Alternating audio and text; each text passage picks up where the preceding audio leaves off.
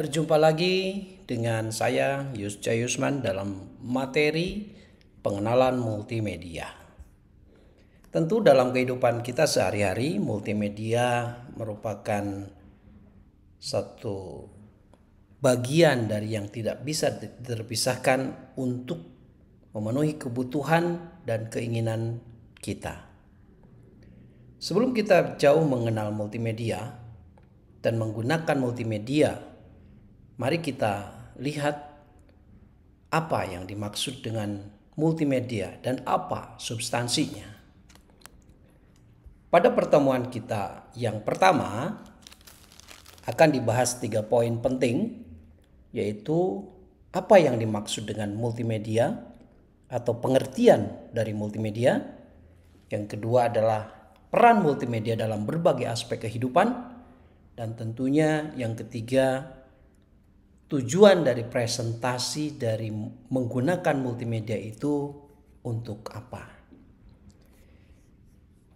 Mari kita masuk kepada pengertian multimedia. Bahwa multimedia itu adalah kombinasi dari berbagai media seperti teks, gambar, suara, video, animasi, dan lainnya yang disajikan secara bersamaan dalam satu platform atau sebuah sistem. Contoh yang sering kita saksikan adalah bagaimana kita menyaksikan sebuah film atau sebuah interaktif menggunakan aplikasi teleconference, di mana kita bisa secara langsung melihat aspek-aspek yang seperti ada di dalam multimedia, yaitu ada teksnya, ada gambar, ada suara, ada video, ada animasinya, dan lain-lain yang mendukung kepada presentasi tersebut. Nah, penggunaan media-media ini tentunya untuk menyampaikan informasi atau gagasan atau pesan yang lebih menarik. Karena dengan hanya gambar saja atau tanpa ada dukungan yang lain, mungkin presentasi kita tidak akan menarik. Dan multimedia ini memungkinkan, sangat memungkinkan ada interaksi dengan apa yang kita sampaikan. Misalnya di dalam sebuah website atau dalam sebuah aplikasi mobile, memungkinkan orang yang kita ajak berinteraksi itu melakukan action seperti dia mengklik tautan, kemudian dia mengetik, dan tentunya dengan apa yang kita sajikan dengan multimedia itu, maka orang yang akan kita jadikan target sebagai penerima informasi itu dia akan melihat, menonton. Tentunya tontonan itu bisa ditonton lebih lama. Atau bagi mereka yang tidak melihat menggunakan visual, mereka bisa mendengarkan dari suara-suara yang dihasilkan dari multimedia tersebut. Atau bahkan berpartisipasi dalam simulasi interaktif lainnya. Dalam konteks teknologi saat ini, bahwa dengan adanya kemajuan teknologi yang semakin pesat, maka multimedia ini tidak lepas dari yang disebut dengan internet. Seperti yang kita ketahui bahwa dengan internet, perangkat-perangkat kita bisa terhubung antara media yang satu dengan media yang lain. Dengan handphone, dengan komputer, dengan laptop, dengan tablet, dan lain sebagainya. Dan memungkinkan ini terintegrasi semua data dan bisa terkoneksi secara masif. Kita bisa melihat bahwa dengan adanya internet, semua orang bisa saling terkoneksi untuk memberikan informasi atau merespon informasi tersebut. Berita-berita yang beredar dari tempat yang jauh bisa kita saksikan dan bisa kita terima informasi itu secara cepat. Dengan kemajuan teknologi ini, multimedia diperluas dalam bentuk aplikasi yang inovatif dan mencakup berbagai aspek kehidupan manusia. Pandemi pada tahun 2021 awal merupakan percepatan untuk umat manusia beralih kepada teknologi internet. Dan sebagai budaya yang baru atau kebiasaan yang baru, saat ini telekonferensi melalui media yang interaktif, multimedia yang menarik sudah sangat masif dirasakan oleh seluruh umat manusia di dunia. Yang kedua adalah peran multimedia. Nah, peran multimedia dalam kehidupan sehari-hari, contohnya dalam bidang pendidikan. Bahwa multimedia ini telah melakukan revolusi secara masif dengan cara kita belajar dan mengajar. Seorang guru bisa mengajar di tempat dan waktu yang tidak terbatas. Tidak harus melakukan tatap muka di kelas jika memang ada kepentingan yang berhalangan, atau memang untuk melakukan proses efisiensi supaya siswa-siswi tidak perlu lagi mengeluarkan biaya untuk datang ke suatu tempat. Ini merupakan suatu terobosan dan memang sudah saatnya kita harus menggunakan teknologi dari cara belajar. Guru dapat menyajikan materi belajar secara lebih menarik dan interaktif melalui sebuah presentasi yang baik, video pembelajaran, animasi, dan permainan edukatif. Dan pelajar atau mahasiswa juga dapat belajar dengan lebih efektif melalui beragam sumber belajar multimedia. Saat ini jarang kita temukan seorang dosen memberikan diktat, memberikan buku cetak. Saat ini semua karya tulis, semua buku sudah berbentuk digital atau yang sering kita sebut dengan e-book. Atau jurnal-jurnal pun bisa kita download dari repositori atau website yang menyediakan jurnal. Kemudian cara belajar pun atau cara praktek suatu mata kuliah praktikum saat ini bisa diwakilkan dengan video tutorial. Tidak sedikit bahwa banyak sekali orang-orang yang belajar dari video tutorial tanpa dia harus melakukan proses pendidikan dengan guru. Sebagai gurunya adalah video itu. Tidak sedikit orang-orang yang membuka usaha yang membutuhkan keterampilan, misalnya cara membuat kue, cara menservis satu perangkat, itu dari tutorial dan aplikasi pembelajaran digital lainnya. Aspek yang lain dalam kehidupan bahwa peran multimedia itu digunakan untuk hiburan. Industri hiburan telah sangat berpengaruh oleh multimedia. Kita bisa melihat bahwa film dari waktu ke waktu teknologi semakin canggih. Sekarang untuk membuat film kartun tidak perlu lagi menggunakan kertas untuk menggambar kartun, tapi bisa menggunakan aplikasi animasi 3 dimensi. Kemudian cara mengolah atau melakukan recording, membuat musik sekarang sudah sangat mudah dan kualitasnya sangat baik. Sehingga memungkinkan para seniman yang membuat musik akan sangat terbantu. Kemudian banyak games-games juga yang sekarang yang kita lihat dan beredar di tengah masyarakat yang sangat menarik. Gambarnya sudah sangat real dengan warna yang sangat real. Kemudian kecepatan dalam pergerakan games sudah sangat bagus sekali.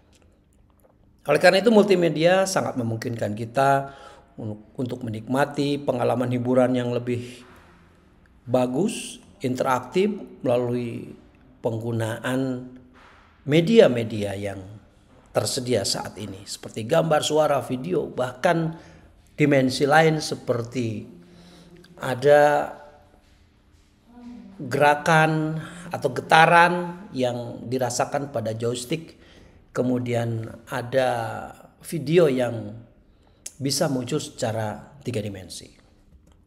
Kemudian peran multimedia juga dalam kehidupan sehari-hari digunakan untuk bisnis.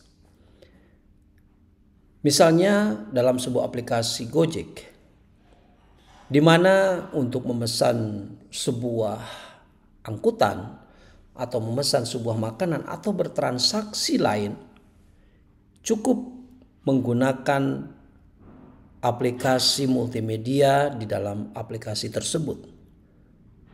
Kemudian cara berpromosi juga ini sangat mudah, di mana orang yang ingin berjualan saat ini bisa mempromosikan produk-produknya melalui aplikasi multimedia pada software-software atau marketplace yang tersedia di internet melalui perangkat handphone.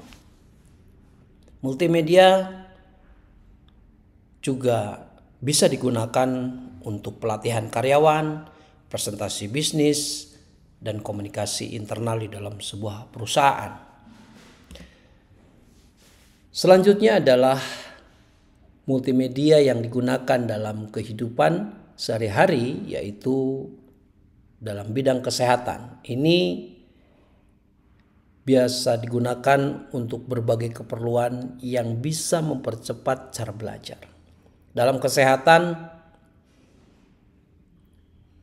bagaimana simulasi-simulasi medis yang sangat canggih sudah dapat digunakan oleh para dokter, di mana bagaimana menganalisa penyakit bisa lebih cepat, cara melakukan operasi bisa lebih cepat.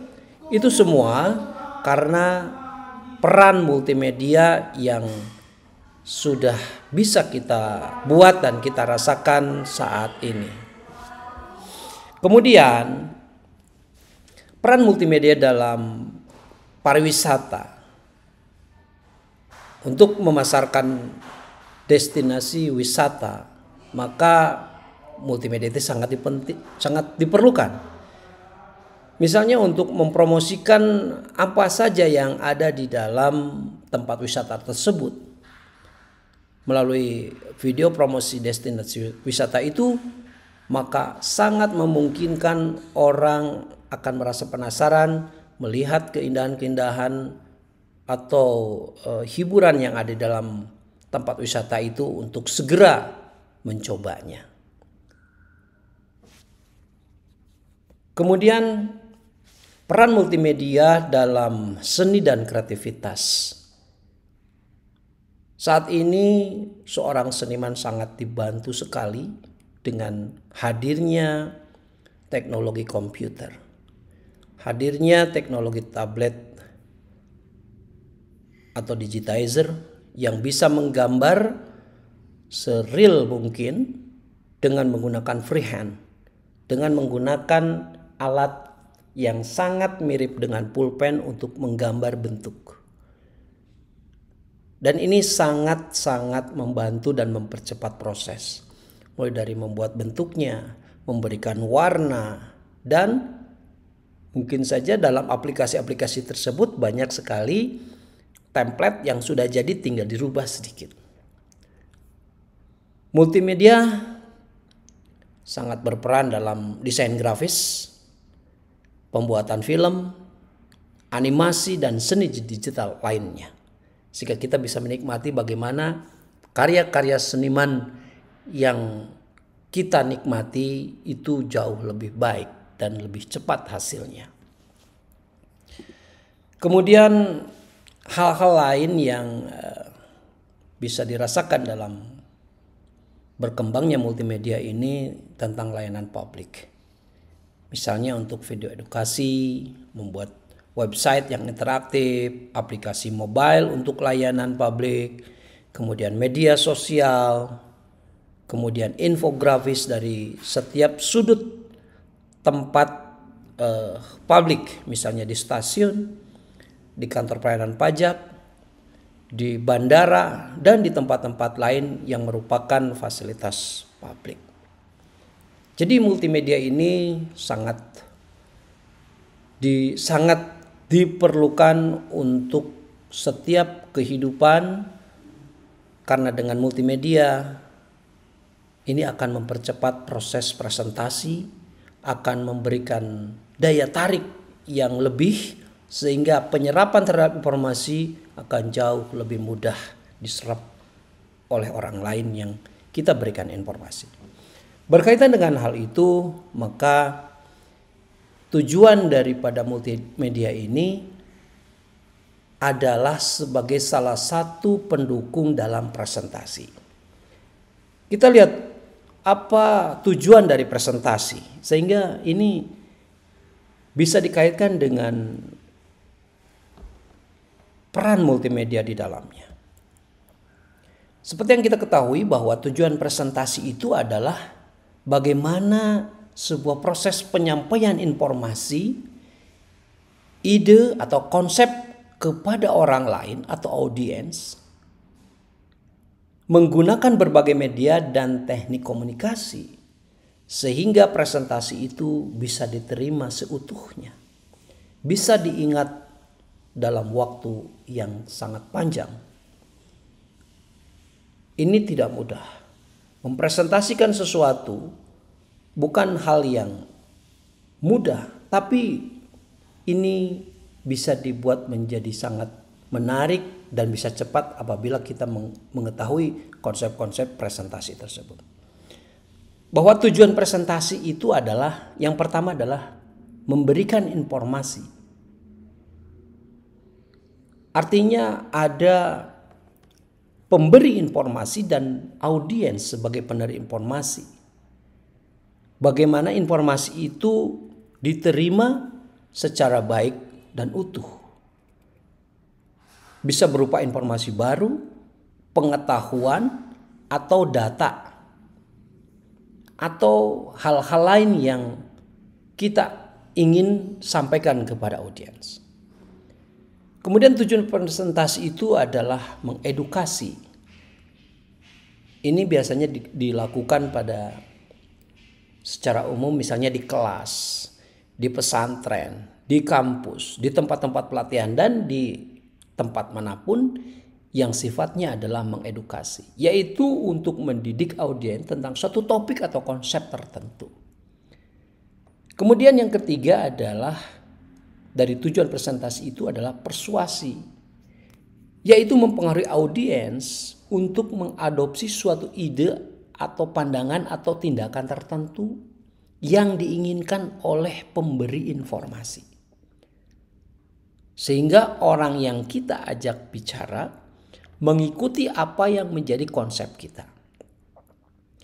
Yang keempat adalah tujuan presentasi adalah untuk menghibur. Menghibur atau menyenangkan audiens.